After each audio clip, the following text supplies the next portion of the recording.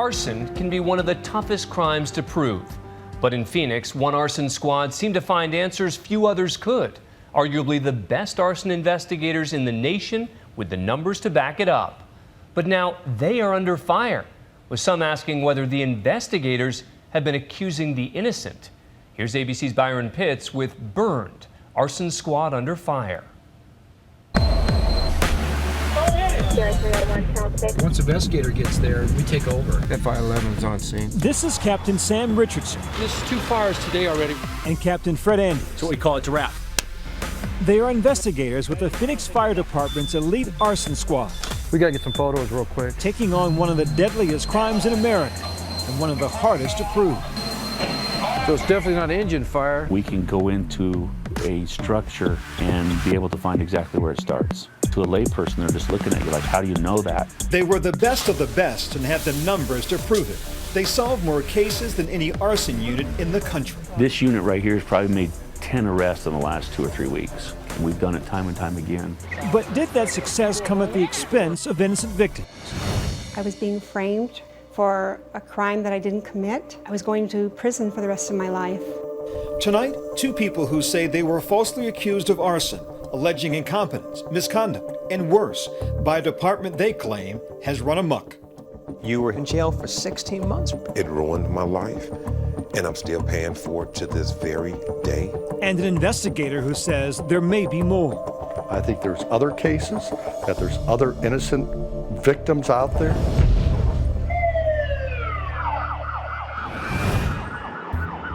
But our story begins in 2009. ABC News was given extraordinary access to this elite unit, so we could see for ourselves what made them the best in the nation. Captain Andes was proud to admit he had a secret weapon, Sadie. Sadie's an accelerant detection canine. She's a food reward dog who only gets fed when she works. Sadie's highly trained nose can detect tiny traces of accelerants, commonly used in arsons. But there was another force at work. The unit's controversial new director, Jack Ballantyne, a highly decorated police detective, but no prior background in fire investigations. I've spent my whole career, undercover. It seemed like a great challenge. Ballantyne was as comfortable posing as a hitman or a drug dealer as he was in the media spotlight.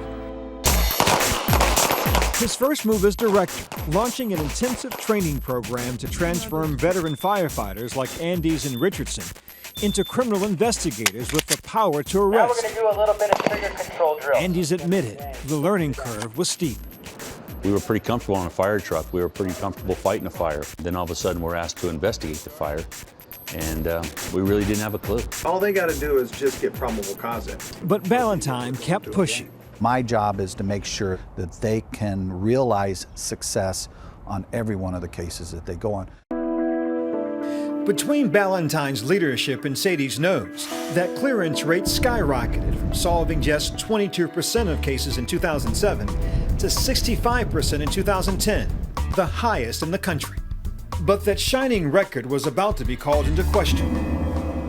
Phoenix 911, where's your emergency? There's a fire. Hold on, I'll put you through the fire department.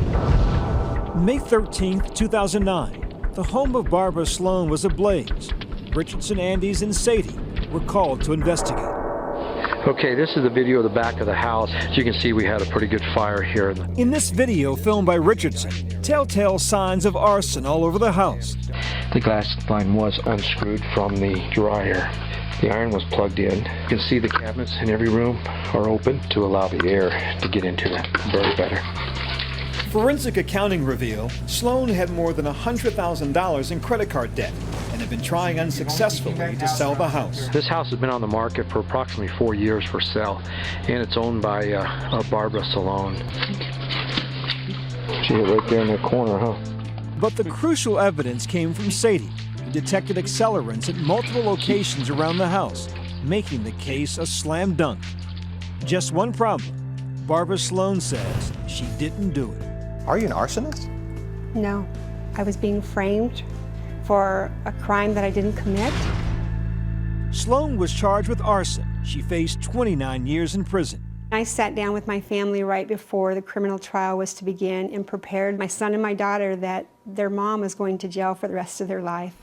For her defense, Sloane enlisted Pat Andler, a certified fire investigator with more than 30 years' experience. When you first looked at the evidence, what was your first reaction? Overwhelming. It was clearly a fire that originated in the garage. Fire department. There's a fire on Roman Avenue in the garage. The garage is completely engulfed. First witnesses, they don't see fire anywhere else in the house but in the garage. Not the laundry room with that unplugged gas line, not the kitchen where the iron was face down. A point Richardson would later concede in a deposition with Sloane's lawyers. There was not even an iota of evidence of a gas explosion anywhere in that home, right? No.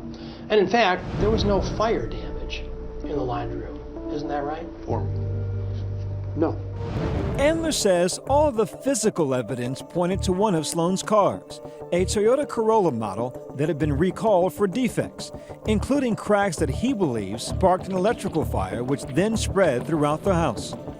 Did you ever open the hood of either car to examine the engine compartment of either car? No. Sam Richardson never even entered the garage. So you think this was Fire Investigation 101? This is below Fire Investigation 101.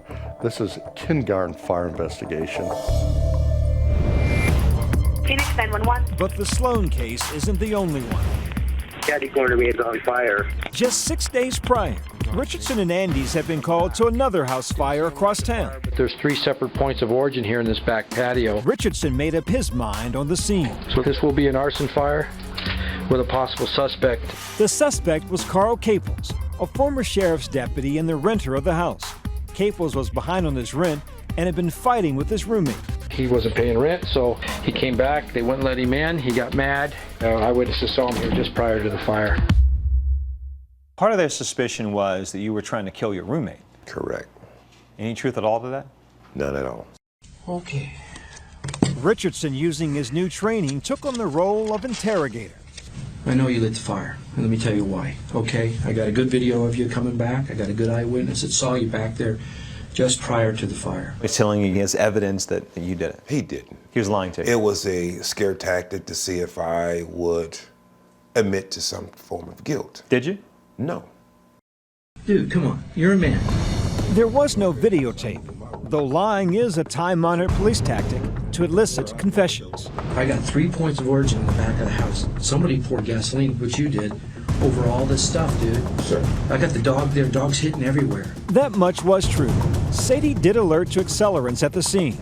It was enough to arrest Caples and keep him in Phoenix lockup for 16 months. But the case began to unravel. Pat Andler, who also worked in the Caples defense, said the fire started because of an electrical short in the attic. Again, Sam Richardson got it wrong. It's embarrassing to know that he is a fellow fire investigator like myself. Just a few days before his trial, Caples was offered a plea for 1 year probation. He refused. Were you at all tempted, though? Because probation sounds a lot better than 20 years in prison. I don't care if they gave me 1 second of probation. I would not sign no paperwork to admit guilt to a charge. Then the case against Caples really fell apart. Those traces of accelerant Sadie alerted to, the results came back from the lab negative. No traces of accelerants. Prosecutors dropped the charges.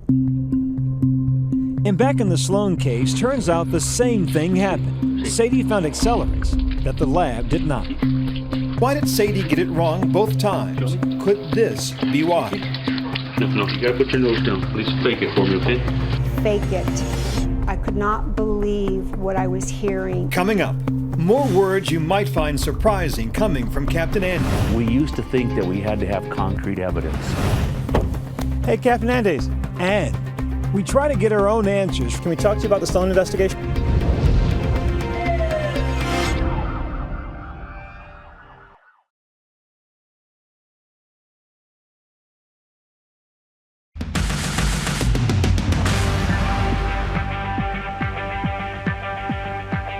We are back with our investigation of one of the nation's premier arson squads.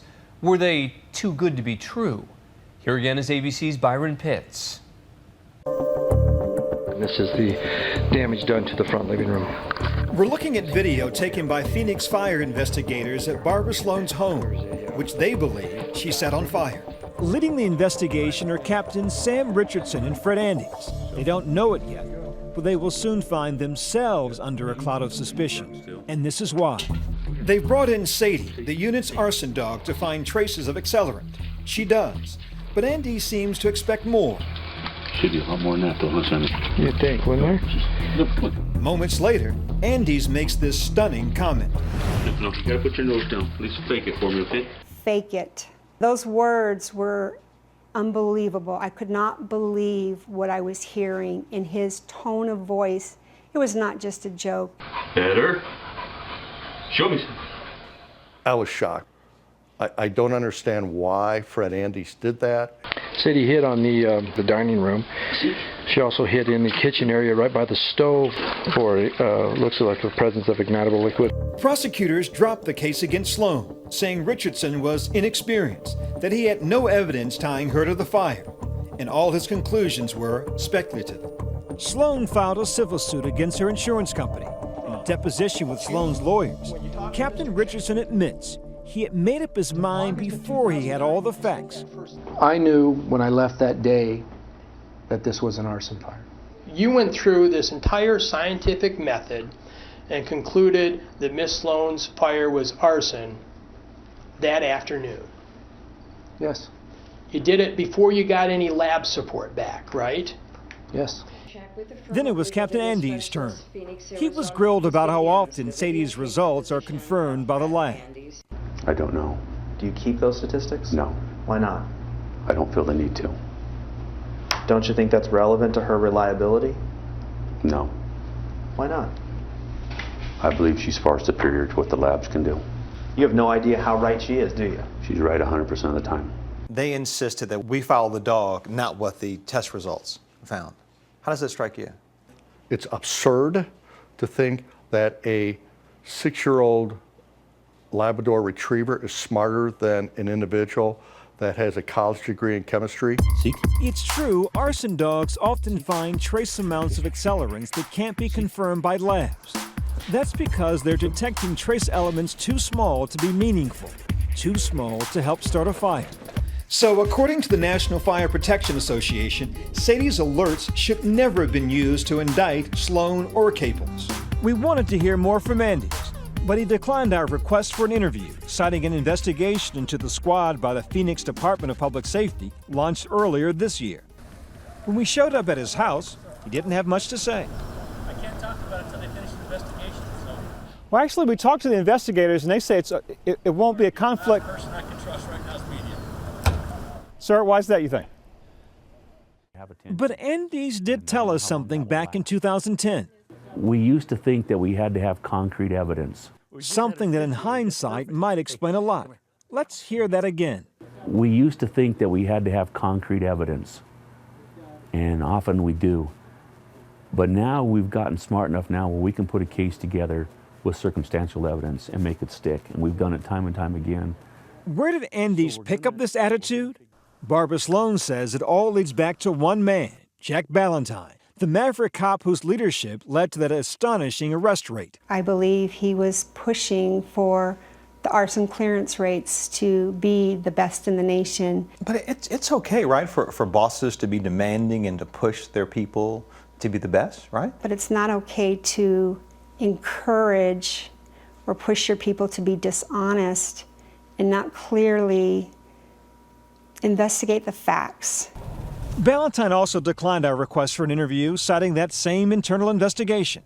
When we tried to visit him at the fire station, Jack said he's not expecting anyone from the media. Okay. If you guys insist, maybe wait outside. That we can do. Yes, madam. Okay, please. I guess Fire Marshal Ballantyne does not want to see us. A man who is historically very media friendly, not so much today. And when we caught up with him the following day. Good morning, Fire Marshal. Byron Pitts from ABC News. Can we talk to you about the Sloane investigation?